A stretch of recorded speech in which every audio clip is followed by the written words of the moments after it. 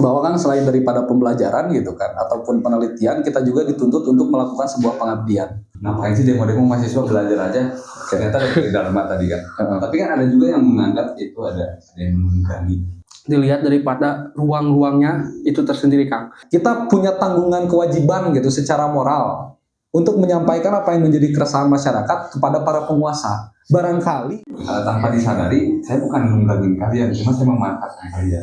Atau memang ada segelintir orang yang memang menunggangi. Pernah ada nggak kalian? aduh berat ini ya. Assalamualaikum warahmatullahi wabarakatuh. Waalaikumsalam. Hari ini saya sudah bersama dua pemuda. Sampai saya sudah ada Kak Desa dan Kak Emban.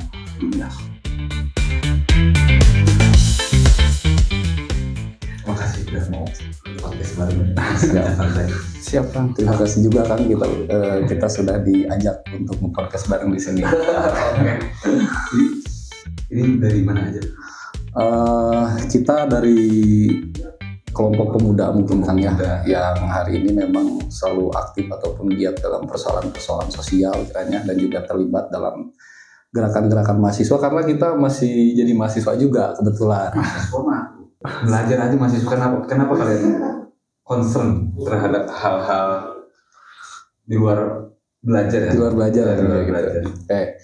Mungkin sedikit ya teman-teman semuanya gitu kan, kenapa hari ini mahasiswa ruangnya itu bukan hanya persoalan pembelajaran di fakultas ataupun kampus saja atau di kelas-kelas saja gitu kan. Nah itu kan sudah jelas kalau kita mengacu Tridharma perguruan tinggi kan, bahwa kan selain daripada pembelajaran gitu kan ataupun penelitian, kita juga dituntut untuk melakukan sebuah pengabdian. Nah mungkin atas dasar itu gitu kan, kenapa hari ini ruang-ruang kita itu bukan hanya terbatas di kelas saja gitu, melainkan lebih daripada itu kita aktif mungkin di ruang-ruang di luar daripada bangunan atau kelas. Ya tadi kalau misalkan kita berbicara ya ruang-ruang sosial gitu kan, atau kemasyarakatan dan sebagainya. Karena kita punya tanggung jawab dan kewajiban ke sana. Atas dasar Tridharma. Tridharma perguruan tinggi, iya. Pemuda di luar Tridharma yang ada Tridharma itu bagaimana? Bisa seandainya nih, akan-akan ya? Enggak mahasiswa. Ya. Di luar, kalau mahasiswa kan ada Tridharma. Ya. Kalau pemuda-pemuda yang nggak bisa mengenyam mahasiswa jadi mahasiswa itu bagaimana? Nah, sekalipun memang hari ini kalau teman-teman sebagai pemuda tetapi bukan seorang mahasiswa gitu kan, itu sebetulnya pemuda harus berperan. Harus berperan dalam ruang lingkup apapun itu. Kenapa? Why? Nah, gitu kan. Kenapa hari ini pemuda harus berperan? Karena kalau kita yakini ada tokoh 1500 tahun ke belakang namanya Nabi Muhammad SAW gitu. Nah, beliau pernah mengatakan gini, Subhanul yaum rijalul ghad gitu kan. Bahwa pemuda hari ini adalah orang-orang yang kemudian akan menjadi pemimpin di hari yang akan datang. Nah, itu pun selaras gitu kan dengan kenapa manusia ini diciptakan gitu kan. Ini jailun fil ardi khalifah kan gitu kata Allah dalam Qur'annya, bahwa manusia diciptakan ini untuk menjadi seorang pemimpin di muka bumi ini. Artinya, nah berperannya kita itu ya di situ gitu kan. Karena tadi pemuda hari ini adalah pemimpin di hari esok. Lalu kemudian selain daripada itu apalagi gitu. Kenapa pemuda itu harus berperan? Nah, masih tokoh 1500 tahun tadi Kang ya yang mengatakan siap berperannya dalam hal apa nih? Nah, untuk berperan gitu kan, teman-teman itu bisa di ruang-ruang manapun sesuai dengan apa yang hari ini teman-teman mampu gitu. Dari kemampuan dan sesuai kapasitasnya. Sesuai dengan kemampuannya untuk apapun itu. Ya kalau hari ini mungkin teman-teman mahasiswa ada yang berperan lewat jalur akademik. Itu sah-sah saja gitu kan. Nah di luar daripada itu ada yang berperan mungkin sebagai ekstra parlemen gitu kan, atau kelompok-kelompok yang suka menyuarakan di jalanan gitu kan, atau mengadvokasi isu-isu sosial gitu kan, lalu kemudian mereka menyampaikan ke pemerintahan yang ada gitu. Nah ini tergantung daripada ya teman-teman punya kemampuan ataupun kapasitas ataupun habitnya di mana gitu. Karena sejatinya gini gitu kan. Kata Nabi Muhammad SAW kan, karena saya salah satu mengidolakan beliau gitu kan.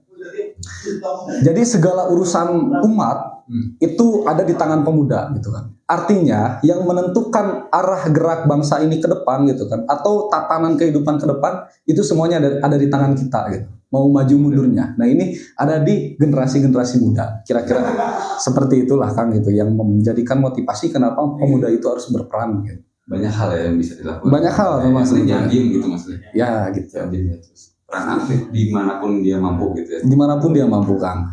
Karena itu tidak terbatas gitu kan. Tidak terbatas atau stereotipnya gini. Kamu harus sama gitu kan dengan yang lain. Itu tidak seperti itu juga gitu kan. Sesuai dengan backgroundnya lah. Kalau misalkan sekarang mahasiswa nih yang di ranah pendidikan, ya sesuaikan aja gitu secara profesional dengan kemampuan yang dimilikinya. Atau pemuda yang aktif di dunia bisnis gitu kan, punya apa ekrab gitu kan, itu di sana berperan ya.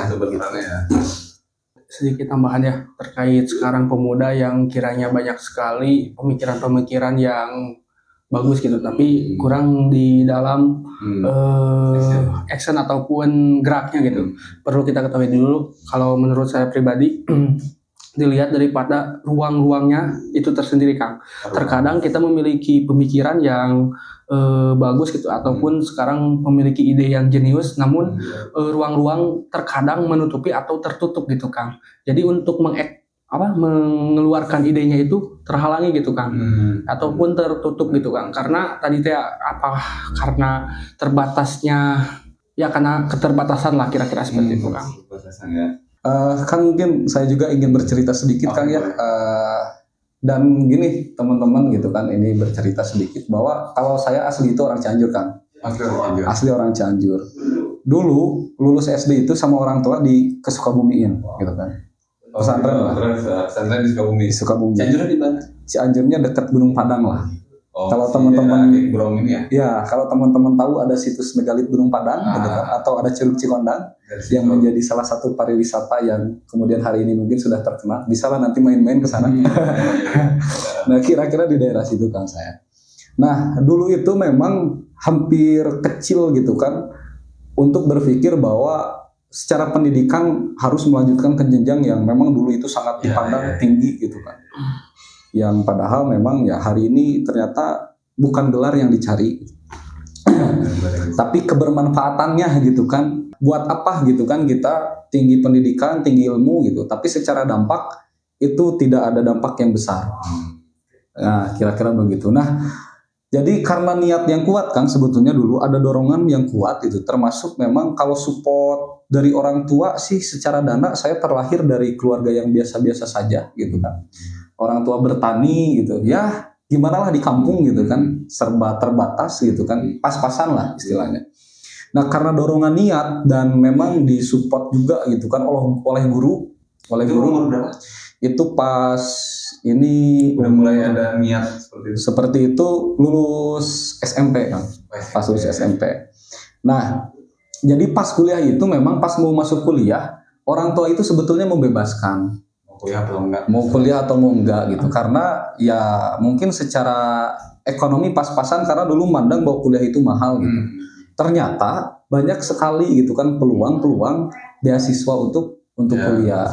Nah karena niat yang kuat gitu kan pada akhirnya saya oleh orang tua itu secara ekonomi dibiarkan gitu kan. Sehingga dalam waktu beberapa tahun gitu kan mengenyam pendidikan, ya orang tua itu tahu sudah beres aja gitu. Serius kan? Itu tahu udah beres aja. Dia tidak pernah berpikiran tentang bayaran semester atau untuk jajan misalkan akomodasi gitu kan. Kebetulan ada lah kan gitu kan, ada beasiswa gitu kan untuk bayar kuliahnya. Nah kalau untuk secara pribadi ya gimana aja gitu kan, kita nggak bauan lah istilahnya kan kalau orang Sunda gitu kan, apapun dikerjakan yang penting ada gitu kan buat halal gitu kan buat penghasilan kita, sehingga tidak dijadikan keterbatasan gitu. Kalau misalkan teman-teman hari ini yang maaf gitu tidak berkesempatan mengenyam pendidikan tinggi karena faktor itu gitu, ketika ada niat dan kemauan sebetulnya itu tidak akan pernah menjadi hambatan. Pastilah ada jalan itu kan, banyak jalan menuju Roma kan kalau kata pepatah, kira-kira seperti itu. Nah lalu kemudian gitu kan, bagaimana dengan seorang pemuda yang secara ide dan gagasan itu mereka sangat progres gitu kan. Cuman masalahnya dia tidak seberuntung kita menjadi mahasiswa gitu kan atau mengenyam pendidikan tinggi. Oke. Nah, sebetulnya hari ini gini ya teman-teman. Banyak ruang-ruang untuk menuangkan ide dan gagasan kita di luar daripada konteks itu. Karena kan hari ini dunia itu sudah bergeser secara digital kan Kang ya. Oke. Nah, itu kan teman-teman bisa menuangkan ide dan gagasan itu entah lewat media kah gitu kan. Nah, itu sebetulnya bisa di sana gitu. Nanti pun gitu kan kalian itu akan ada yang memang menaungi Oke. atau misalkan melirik lah Kang ya. Melirik kira-kira seperti itu. Cuman ya memang itu keberuntungan masalah. Butuh proses ya. Butuh proses. Ngomongin kembali ke dia. Mahasiswa kan tadi ada disinggung juga ada yang di jalanan. Kembali lagi niat dan keinginan. Ya. Ada beberapa sentimen negatif terhadap mahasiswa yang berdemo. Wah, mahasiswa. Ya. Ngapain sih demo-demo mahasiswa belajar aja? Ternyata ada dharma tadi kan. Tapi kan ada juga yang menganggap itu ada yang menunggangi. Ya. Disewa mahasiswa untuk mengangkat sebuah isu rame sehingga menggoyahkan sebuah posisi atau apalah yang dia tuju ya. Nah, kalian sebagai pemuda niat apa ketika turun ke jalan itu? Memang ada yang nyuruh bayar Atau mahasiswa gitu kan. Ya, ya memang sekarang ada trust gitu kan dari masyarakat memandang bahwa mahasiswa itu ya dalam konotasi negatif ini mahasiswa lah, ditunggangi lah, berkepentingan gimana lah gitu kan. Ya kita pun sebetulnya tidak bisa memungkiri hal itu karena mungkin ada beberapa oknum gitu kan, katakan saja karena kita harus fair gitu kan di sana. Cuman yang harus kita sadari bersama bahwa yang jadi motivasi kenapa hari ini mahasiswa mau turun ke jalan gitu kan, sekalipun memang dicap gawe cenakannya gitu tah lamun cek di netizen mah lulus angguran mah bantuan kolot cenah begitunya gitu kan bahasanya. Nah, yang menjadi motivasi saya pribadi mungkin Kang di sini ya, karena tadi ada nilai yang kiranya ini harus diperjuangkan. Oke. Nah, mahasiswa itu kan kalau dilihat dari secara sisi historis, nah, orang yang dulu itu berperan aktif dalam memperjuangkan perubahan. Dalam sejarahnya, mahasiswa itu pernah mengalami beberapa fase gitu kan dalam memperjuangkan bangsa ini. Sehingga atas dasar perjuangan itu, mahasiswa diberikan gelar atau titel gitu kan ya, yang sering kita kenal agent of change, social of control gitu kan. Nah, itu sebetulnya cukup gitu kan untuk menjadikan motivasi kenapa kita hari ini harus menyuarakan kebenaran ataupun menyuarakan pendapat ke jalanan. Karena secara titel kita ini seorang kontrol sosial. Dan secara peran kedudukan, mahasiswa ini hari ini posisinya itu middle class kan. Tengah-tengah antara masyarakat dan pemerintah gitu kan. Ya, sehingga kita punya tanggungan kewajiban gitu secara moral untuk menyampaikan apa yang menjadi keresahan masyarakat kepada para penguasa. Barangkali gitu kan para penguasanya ini didingak bobokan gitu kan oleh atmosfer ataupun kenyamanan bangku kekuasaan. Nah, sehingga atas dasar dorongan itulah gitu kan kita mempunyai beban moral untuk selalu menjadi kontrol sosial. Kan dari ketika misalnya saya lawan politik wali kota saat ini atau bupati saat ini, terus melihat mahasiswa menyuarakan isu yang bisa menggulingkan kekuasaan itu. Nah, otomatis mahasiswa kan jadi teman saya. Ya. Tanpa disadari, saya bukan nunggangin kalian, cuma saya memanfaatkan kalian. Atau memang ada segelintir orang yang memang menunggang. Pernah ada nggak kalian? Aduh, berat ini ya pertanyaannya gitu. Pernah ada nggak? Harus fair ya. Okay. Mungkin kalau secara pribadi mungkin kan kebetulan saya tidak pernah masuk ke dalam fase itu. Ada orang yang misalkan order gitu kan, order kepentingan kan kiranya begitu ya. Hari ini bahasa-bahasanya kita kan ada yang order kepentingan untuk menjalankan misinya gitu kan. Kebetulan sejauh ini belum pernah kan. Belum pernah. Kalau pribadi belum pernah. Secara kelompok ada ya? Mungkin secara kelompok mungkin ada saja gitu. Karena saya pun tidak bisa memastikan itu tidak ada. Karena kalau harus fair ya mungkin ada saja gitu kan segelintir orang yang masuk ke dalam ranah itu. Tapi paling tidak gini gitu kan. Hari ini posisi mahasiswa apakah musuh penguasa? Kan itu mungkin yang tadi dipertanyakan gitu kan. Kita itu sebetulnya bukan musuh penguasa gitu kan, bukan musuh pemerintahan. Tapi kita ini adalah teman ketika keberpihakan itu atas dasar keadilan dan kepentingan bersama. Ini melihat jalannya negara lah saat ini kan harus berperan aktif ya. Ya. Seperti apa seharusnya? Peran negara terhadap anak muda mungkin kali ya. Dilihat daripada situasi dulu mungkin Kang, kondisi yang ada terkhusus di wilayah Sukabumi gitu. Kan kalau anak muda sekarang itu lebih identik dengan kegemarannya masing-masing dulu. Jadi harus dilihat daripada hobi ataupun background si anak terlebih dahulu gitu Kang. Lalu di sana pemerintah harus hadir gitu Kang. Jangan sampai keinginannya apa lalu yang terrealisasinya itu apa gitu. Jadi di sanalah adanya yang namanya menurut saya pro ataupun kontra gitu. Karena keinginannya tidak terrealisasikan. Terkadang gitu Kang. Mungkin sedikit Kang ya menambahkan kalau misalkan hari ini itu kan peran negara terhadap pemuda gitu kan. Hari ini kenapa mungkin pemuda menuntut negara gitu kan atau memposisikan negara itu seperti apa. Nah,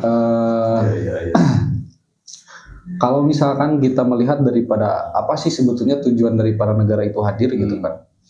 Kalau secara nilai kan saya keberangkatan dari cara berpikirnya Aswaja gitu kan, Ahlussunnah wal Jamaah.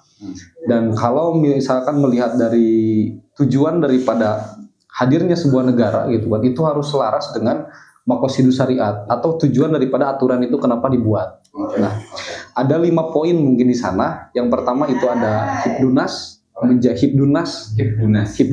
menjaga manusia. Negara itu harus hadir ya menjaga manusia gitu kan. Nah, lalu kemudian ada hibdudin di situ menjaga keyakinan. Menjaga keyakinan. Terus ada hibdul mal menjaga harta, hibdul akli menjaga akal lewat pendidikan semisal gitu kan. Yang terakhir ada hibdun nasl menjaga keturunan. Nah, itu alasan negara didirikan untuk iya, kalau misalkan kita berangkatnya dari nilai teologis gitu kan atau syariat kita yang menganut ajaran Islam. Nah, negara itu harus selaras dengan lima hal tadi gitu. Nah, itu kan tujuan agama gitu kan, tujuan syariat. Nah, kita mendudukan negara itu harus mengakomodir 5 nilai tadi. Kalau semisal ternyata negara atau pemerintah tidak memperhatikan itu, nah ini kan menjadi sebuah masalah. Yang pertama tadi kan menjaga kemanusiaan. Ketika misalkan hari ini masyarakat itu masih timpang antara yang kaya dan miskin, masih banyak misalkan secara sosial orang-orang yang cari makan pun susah, masih banyak masyarakat yang secara kesejahteraannya itu belum masuklah pada belum sejahtera gitu kan. Nah, itu kan perlunya negara hadir di situ dan kita pun gitu kan berupaya bahwa ini loh yang menjadi tujuan kita gitu kan. Harus mereka perhatikan. Dan tadilah banyak gitu kan tentang menjaga akal, artinya kan sektor pendidikan di sana. Dan yang dibutuhkan oleh masyarakat ya salah satunya adalah persoalan di situ, menghilangkan kebodohan gitu kan. Kita itu butuh untuk dididik, kita itu butuh untuk dipintarkan gitu. Nah, kalau semisal negara tidak mampu hadir di dalam ranah sana, maka peran kita adalah memperjuangkan bahwa pendidikan itu harus selalu ditegakkan dan negara harus hadir di situ. Nah, mungkin secara tujuan kenapa hari ini mahasiswa itu demo kan-kannya, ini kan yang fenomenal gitu kan. Secara tujuannya itu apa, entah itu ditunggangi ataupun tidak. Ya secara negara demokrasi yang namanya demo itu pasti ditunggangi gitu. Dan saya tidak bisa menafikan itu, pasti ditunggangi kawan-kawan. Cuman yang membedakan, ini ditungganginya itu atas dasar kepentingan atau ditunggangi oleh nilai tadi gitu.